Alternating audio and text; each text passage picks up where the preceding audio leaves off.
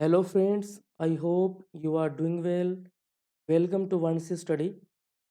तो आज हम देखेंगे यूपीएससी सीएससी 2020 में एक क्वेश्चन आया था regarding directive principle of state policy यानी कि डीपीएसपी के रिगार्डिंग।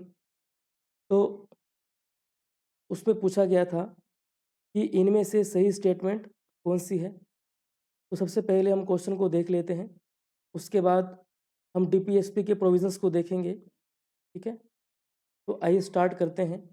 तो क्वेश्चन क्या था? With reference to the provisions contained in Part 4 of the Constitution of India, which of the following statements is are correct? ठीक है, तो फर्स्ट स्टेटमेंट है they shall be enforceable by courts. Next statement है they shall not be enforceable by any court. ठीक है, third statement है the principles late down in this part are to influence the making of laws by the state. तो इसमें से बताना है regarding DPSP की करेक्ट स्टेटमेंट कौन सी है। तो सबसे पहले हम देखेंगे डीपीएसपी के प्रोविजंस को, उन आर्टिकल्स को, उसके बाद देखेंगे इस क्वेश्चन को। तो आइए स्टार्ट करते हैं। तो डीपीएसपी यानी कि directive principles of state policy, तो ये पार्ट 4 में आता है। ठीक है, और इसके जो आर्टिकल्स हैं वो है आर्टिकल 36 टू 51। तो इस पॉइंट को ध्यान रखिएगा। अगला ये है कि जो डीपीएसपी का जो कंसेप्ट है ये हमने लिया है आयरलैंड के कॉन्स्टिट्यूशन से, तो इस बात को भी ध्यान रखिएगा। ठीक है, अगला हम देखेंगे इनके कुछ फीचर्स को। तो सबसे पहला जो फीचर्स है वो ये है कि जो डीपीएसपी है ये एक तरीके से काम करता है गाइडिंग प्रिंसिपल्स का, यानी कि जो हमारी स्टेट है वो जब भी किसी पॉलिसी को, किसी लॉज को बनाती हैं, उसको इम्प्लीमेंट करने की कोशिश करती हैं। तो इसमें बताया गया है कि जब भी वो किसी लॉज को बनाएं, किसी पॉलिसीज़ को बनाएं, तो डीपीएसपी के प्रोविजंस को ध्यान रखें। डीपीएसपी के जो गाइडिंग प्रिंसिपल्स हैं उनको ध्यान रखें जब भी वो किसी पॉलिसीज़ को या किसी लॉज को बनाती हैं। ठीक है, तो यहाँ पर एक जो टर्म आया है डीपीएसपी में वो आया है डायरेक्टिव प्रिंसिपल ऑफ स्टेट। तो इस स्टेट को ध्यान रखना है। तो अगला जो कंसेप्ट है वो ये है कि बेसिकली स्टेट है क्या, हम कौन से स्टेट की बात कर रहे हैं, कौन से गवर्नमेंट की बात कर रहे हैं कि जब भी वो लॉज को बनाएंगे या पॉलिसीज़ को बनाएंगे या रूल्स एंड रेगुलेशंस को बनाएंगे, तो इन डीपीएसपी के प्रोविजंस को ध्यान रखेंगे, इन आइडियल्स को ध्यान रखेंगे। ठीक है, तो देख लेते हैं कि ये स्टेट बेसिकली क्या है। तो यहाँ लिखा हुआ है कि जो आर्टिकल 36 में जो स्टेट के बारे में बताया गया है, जो कि पार्ट 4 में आता है डीपीएसपी में। ठीक है, उसका सेम मीनिंग है जो कि पार्ट 3 यानी कि फंडामेंटल राइट्स में स्टेट को बताया गया है। तो हम उसी स्टेट को पहले देख लेते हैं कि ऐसे कौन से स्टेट हैं, ऐसी कौन सी गवर्नमेंट है जिनको पॉलिसीज़ को, लॉज को, रूल्स एंड रेगुलेशंस को इनेक्ट करने से पहले या उसको करते समय इन डीपीएसपी प्रिंसिपल्स को ध्यान रखना पड़ता है। तो देख लेते हैं कि वो स्टेट कौन से हैं। तो बेसिकली ये आर्टिकल 12 है जो कि फंडामेंटल राइट्स में आता है। ठीक है, तो इसमें स्टेट का मतलब क्या है, स्टेट बेसिकली है क्या? तो सबसे पहला बताया गया है कि government and parliament of India, यानी कि एग्जीक्यूटिव और लेजिस्लेटिव जो कि ऑर्गन्स हैं यूनियन गवर्नमेंट के, तो वो स्टेट में कंसिडर किए जाते हैं। ठीक है, नेक्स्ट क्या है? अगला है government and legislature of state. First में क्या था कि जो गवर्नमेंट और पार्लियामेंट है यानी कि यूनियन गवर्नमेंट के लेवल पर, सेंट्रल गवर्नमेंट के लेवल पर, तो वो स्टेट में माना जाएगा। अगला क्या है कि वो गवर्नमेंट यानी कि स्टेट गवर्नमेंट्स, तो वो भी एक तरीके से स्टेट में माने जाएंगे, कंसिडर किए जाएंगे। सी में है और लोकल अथॉरिटीज़ यानी कि म्यूनिसिपैलिटीज़, पंचायत, डिस्ट्रिक्ट बोर्ड। ठीक है, ये सभी भी एक तरीके से स्टेट में कंसिडर किए जाएंगे। अगला है ऑल अदर अथॉरिटीज़। ठीक है, तो इसमें जैसे कि एलआईसी है, ओएनजीसी है, सेल है, तो ये सभी भी स्टेट में कंसिडर किए जाएंगे।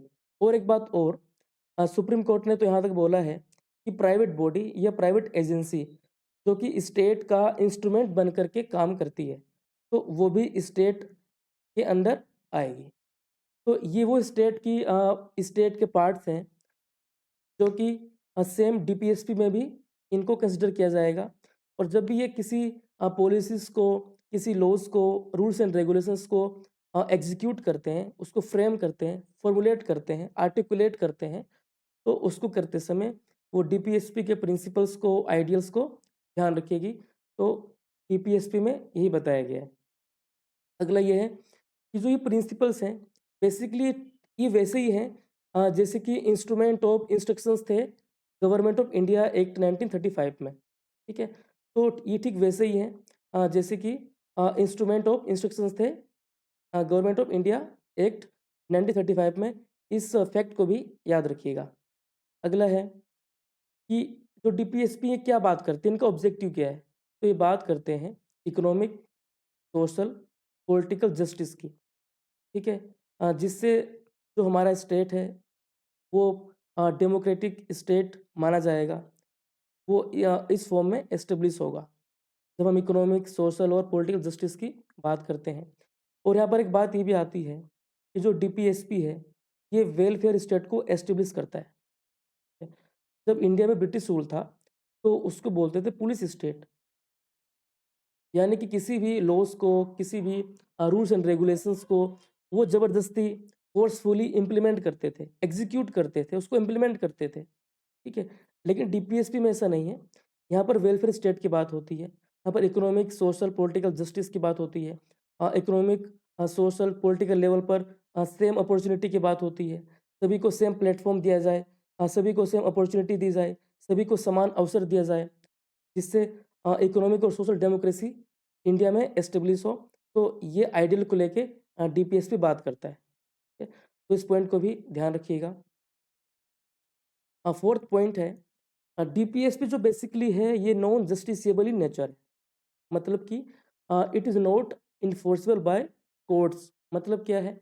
मतलब ये है कि जो डीपीएसपी के प्रोविजंस हैं, जो इसमें आर्टिकल्स दिए गए हैं, जो इसमें आइडियल्स दिए गए हैं, यदि उन आइडियल्स को गवर्नमेंट और स्टेट, जो हमने भी देखा कि स्टेट लेवल पर गवर्नमेंट होती है, सेंट्रल लेवल पर गवर्नमेंट होती है, लोकल गवर्नमेंट होती है यानी कि म्यूनसिपैलिटीज़, पंचायत और प्राइवेट एजेंसी जो कि इंस्ट्रूमेंट बन कर के काम करते हैं स्टेट का। यदि वो किसी भी प्रोविजंस को फॉलो नहीं करते हैं, किसी भी आइडियल्स को फॉलो नहीं करते हैं, तो किसी के पास राइट नहीं है कि वो कोर्ट में जाके इनकी शिकायत करे, ठीक है? क्योंकि ये नॉन इन्फोर्सेबल बाय लॉ है। बेसिकली ये मॉरल ड्यूटी है गवर्नमेंट की, स्टेट की।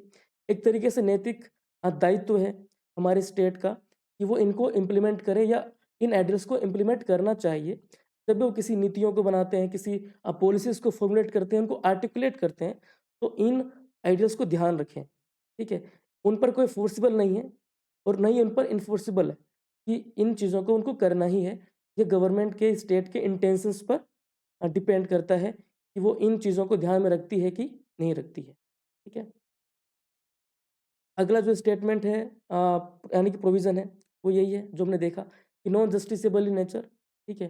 तो यदि किसी भी ये जो प्रोविज़न्स हैं, ठीक है? यदि इनको लेके नहीं चलती है गवर्नमेंट और उनके किसी पॉलिसी, उनके द्वारा जो पॉलिसीज़ बनाई गई हैं, वो इन प्रोविज़न्स को यदि हर्ट करती हैं, इनको वायलेट करती हैं, तो ऐसा नहीं है कि कोर्ट ये बोलेगी कि अ, वो पॉलिसीज़ या वो लॉज़ जो हैं, वो अनकॉन्स्टिट्यूशनल हैं या इनवैलिड हैं, क्योंकि ये नॉन जस्टिसेबल है, नॉन एनफोर्सेबल है।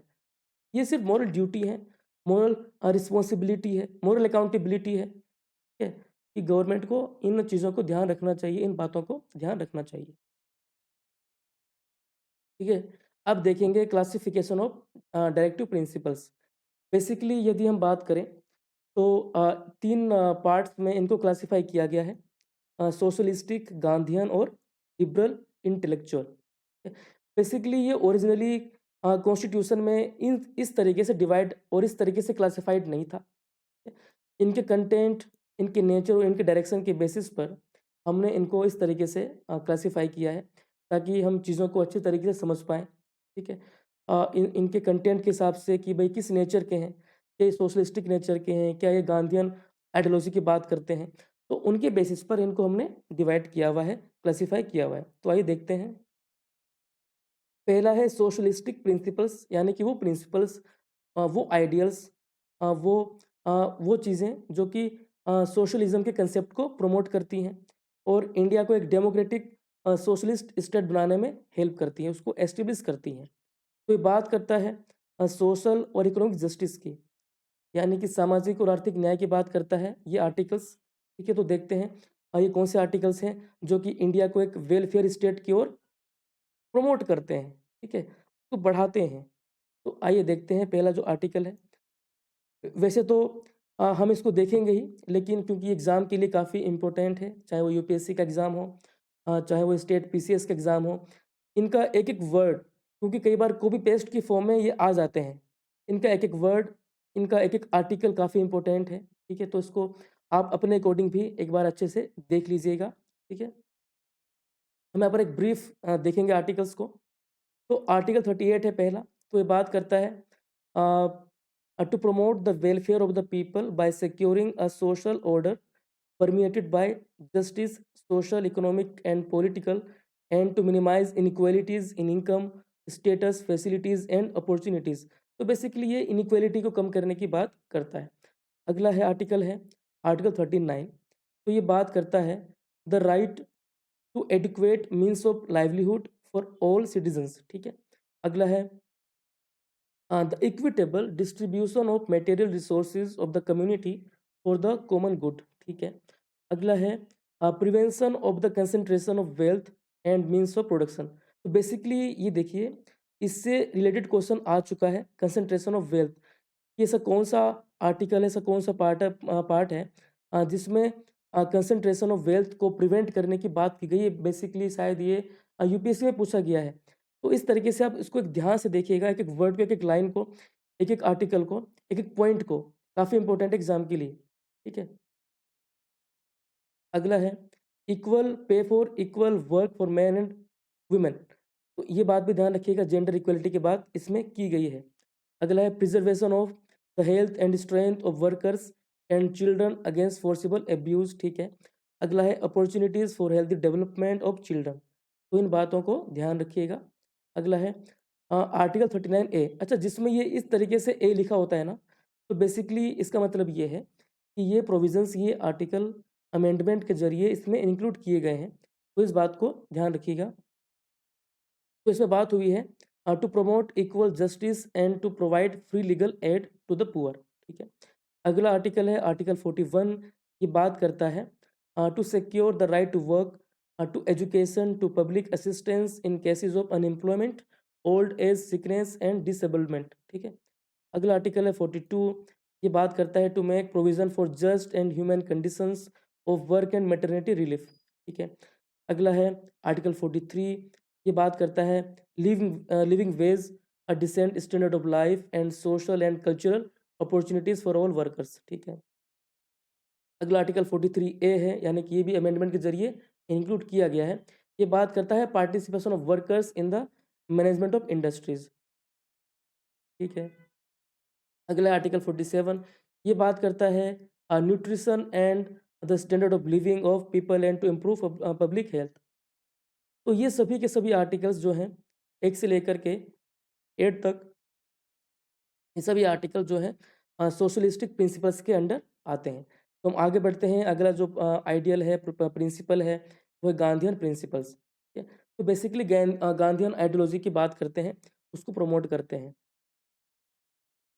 तो पहला जो आर्टिकल है आर्टिकल 40। ये बात करता है विलेज पंचायत की। आप सभी को पता है गांधी जी विलेज पंचायत और ग्रास रूट लेवल पर डेमोक्रेसी की बात किया करते थे। तो बेसिकली ये जो है गांधीयन आइडियोलॉजी का ही पार्ट है। अगला है आर्टिकल 43। लघु उद्योग की बात होती है, कॉटेज इंडस्ट्रीज़ की, ठीक है। अगला है आर्टिकल 43B। तो बेसिकली ये भी एक तरीके से अमेंडमेंट के ज़रिए इंक्लूड किया गया है। ये बात करता है, प्रमोट करता है कोऑपरेटिव सोसाइटीज़ को, ठीक है।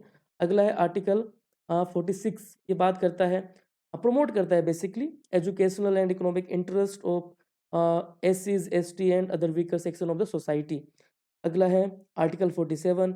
ये बेसिकली प्रोहिबिट करता है consumption of intoxicating drinks and drugs which are injurious to health, ठीक है। अगला है 48, आर्टिकल 48। ये बात करता है to prohibit and the slaughter of cows, calves, and other milch, and basically to promote to improve their breeds. ये बात करता है आर्टिकल 48। तो ये जो आर्टिकल्स हैं ये बेसिकली गांधीयन प्रिंसिपल्स के पार्ट हैं। तो हम आगे बढ़ते हैं लिबरल आइडियोलॉजी की ओर, लिबरल इंटेलेक्चुअल प्रिंसिपल्स की ओर।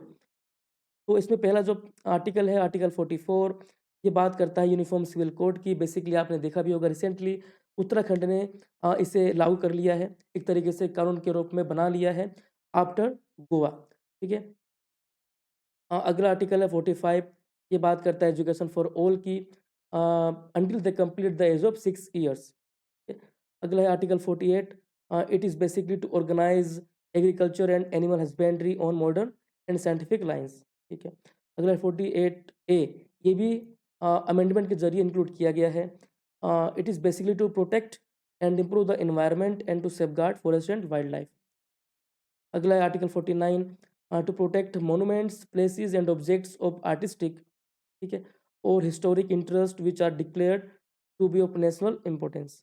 अगला है article 50, it is basically talks about the separation the judiciary from the executive in the public service of the state.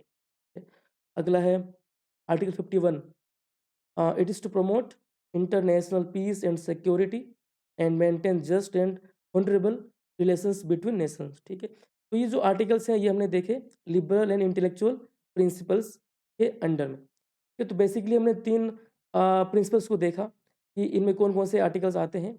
अब बढ़ते हैं उन आर्टिकल्स की ओर जो कि अमेंडमेंट के जरिए इंक्लूड किए गए हैं, तो वो भी काफ़ी एग्जाम के लिए इंपॉर्टेंट है। तो आइए देखते हैं। तो जो पहला अमेंडमेंट हुआ था वो हुआ था 42nd अमेंडमेंट 1976 में। इसमें 4 आर्टिकल्स को इंक्लूड किया गया।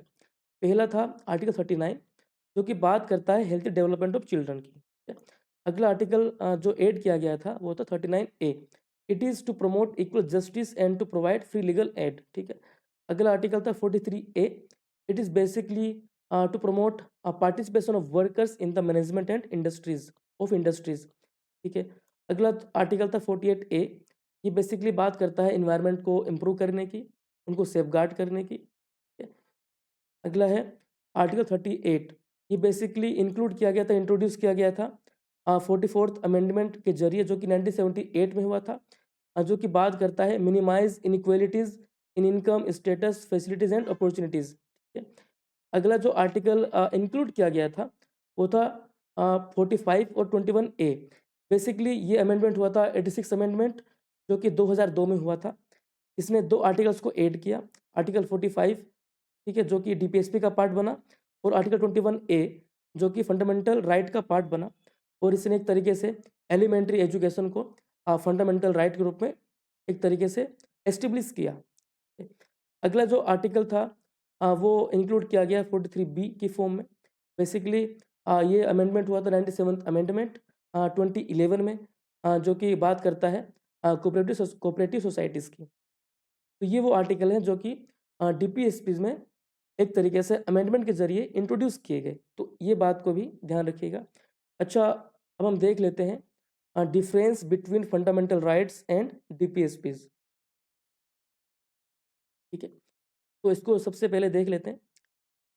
हाँ, तो जो पहला पॉइंट है वो ये है कि जो फंडामेंटल राइट्स हैं ये नेगेटिव सेंस में है, और डीपीएसपी है ये पॉजिटिव सेंस में है। बेसिकली मतलब क्या है, तो फंडामेंटल राइट्स हैं ये इस तरीके से बनाए गए हैं कि वो एक तरीके से नेगेटिव फॉर्म में है। फॉर एग्जांपल के लिए मैं आपको दिखाता हूँ। ये देखिए फंडामेंटल राइट्स हैं। देखिए इनकी लैंग्वेज किस तरीके से है, prohibition of discrimination on grounds of religion, race, caste, sex और प्लेस ऑफ बर्थ। ठीक है। यानी कि रिलीजन के नाम पर, रेस, कास्ट के नाम पर ये रोकता है, डिस्क्रिमिनेशन होने से रोकता है। तो इस तरीके से वर्ड इसमें यूज़ किए गए, जैसे कि abolition of untouchability, abolition of titles. ठीक है। यहाँ आप देखेंगे तो prohibition of traffic in human beings, है ना। तो इस तरीके से प्रोटेक्शन ऑफ लैंग्वेज स्क्रिप्ट। तो इस तरीके से जो फंडामेंटल राइट्स के जो बनाया गया है, तो वो एक तरीके से नेगेटिव फॉर्म में है।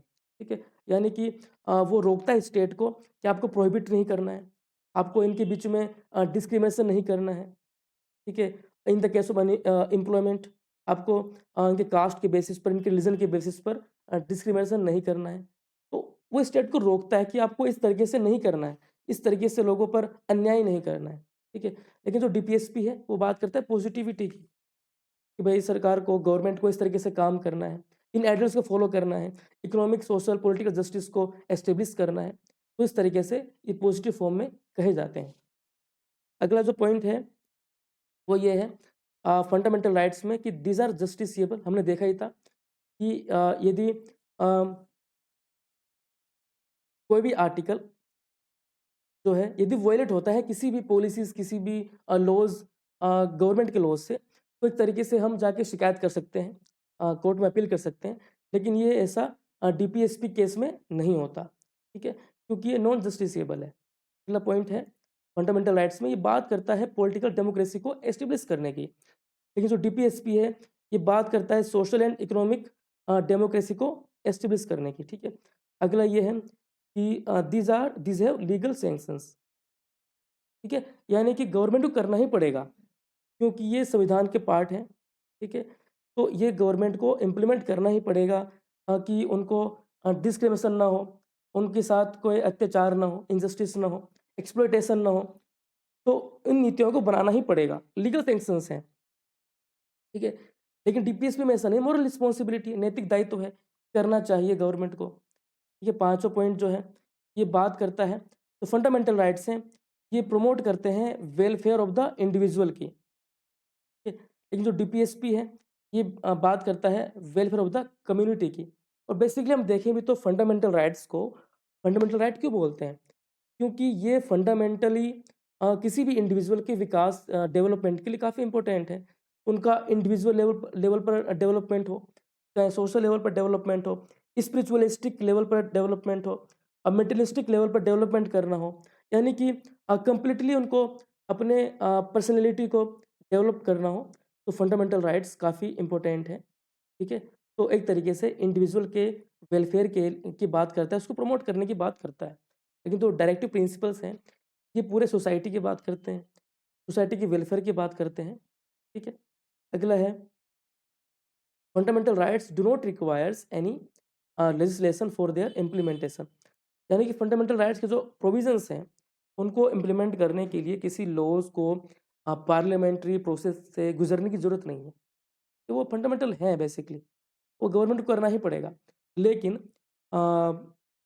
डीपीएसपी केस में यदि इन प्रोविजंस को इम्प्लीमेंट करवाना है, एग्जीक्यूट करना है, तो लॉ बनाना पड़ेगा। जैसे कि आपने देखा अभी रिसेंटली आर्टिकल 44 के अंडर यूनिफॉर्म सिविल कोड बनाया उत्तराखंड ने, एक पूरा प्रोसेस को फॉलो करते हुए, ठीक है। तो इस तरीके से डीपीएसपी के प्रोविजंस को इम्प्लीमेंट किया जाता है, ठीक है। अगला है the courts are bound to declare a law violative of the any of the fundamental rights. हाँ, यदि फंडामेंटल राइट्स कि किसी आर्टिकल को स्टेट के कोई भी लॉज यदि उसको वॉयलेट करते हैं, उसको हर्ट करते हैं, ठीक है, तो कोर्ट्स जो है, सुप्रीम कोर्ट जो है, हाई कोर्ट जो है, उसे अनकॉन्स्टिट्यूशनल और इनवैलिड घोषित कर सकती है, ठीक है। लेकिन डीपीएसपी के केस में ऐसा नहीं है, क्योंकि वो नॉन जस्टिसिएबल है, नॉन इन्फोर्सेबल है। यदि कोई भी लॉज, कोई भी रूल्स एंड रेगुलेशंस गवर्नमेंट के, स्टेट के, यदि डीपीएसपी के किसी प्रोविजंस को हर्ट करते हैं, वॉयलेट करते हैं, तो हम ना तो जाके शिकायत कर सकते हैं और न ही सुप्रीम कोर्ट जो हमारी सर्वोच्च न्यायालय है उसको असंवैधानिक या इनवैलिड घोषित नहीं कर सकती, ठीक है। तो आज हमने इन प्रोविजंस को देखा कि डीपीएसपीस के इन प्रोविजंस को देखा, काफ़ी एग्जाम के लिए काफ़ी इंपॉर्टेंट है, तो एक बार आप अच्छे से देख लीजिएगा। तो आइए हम बढ़ते हैं अपने क्वेश्चन की ओर। तो हमारा जो क्वेश्चन था वो पहला स्टेटमेंट था कि there shall be enforceable by courts. तो हमने देखा बिल्कुल नहीं है, ना तो जस्टिसिएबल है ना इन्फोर्सिबल है, तो पहला स्टेटमेंट रॉन्ग है। अगला स्टेटमेंट है कि there shall not be enforceable by the courts, बिल्कुल सही है। अगला है the principles late down in this part are to influence the making of laws by state, ठीक है, बिल्कुल इन्फ्लुएंस करेगी यदि स्टेट, क्योंकि बनाया इसीलिए गया है कि वो किसी भी स्टेट के पॉलिसीज़ को या लॉज़ को जब वो फॉर्मुलेट करें, उनको आर्टिकुलेट करें, उनको बनाएँ, तो ये प्रिंसिपल्स तो उनको इन्फ्लुएंस करेंगे ही और करना भी चाहिए, पॉजिटिवली इम्पैक्ट पड़ता है। तो पहला स्टेटमेंट रॉन्ग है और second and third correct statement है। तो जो हमारा आंसर है वो है डी, ठीक है। तो आज हमने डीपीएसपी के इस क्वेश्चन को देखा और इसके माध्यम से हमने डीपीएसपी के जो कि आर्टिकल 4 में आता है और पार्ट 4 में आता है और आर्टिकल 36 टू 51 में आता है, उन सभी प्रोविजंस को, उन आर्टिकल्स को देख लिया है। आई होप आपको समझ में आया होगा। नेक्स्ट लेक्चर में मिलते हैं किसी नए टॉपिक के साथ। Thank you so much.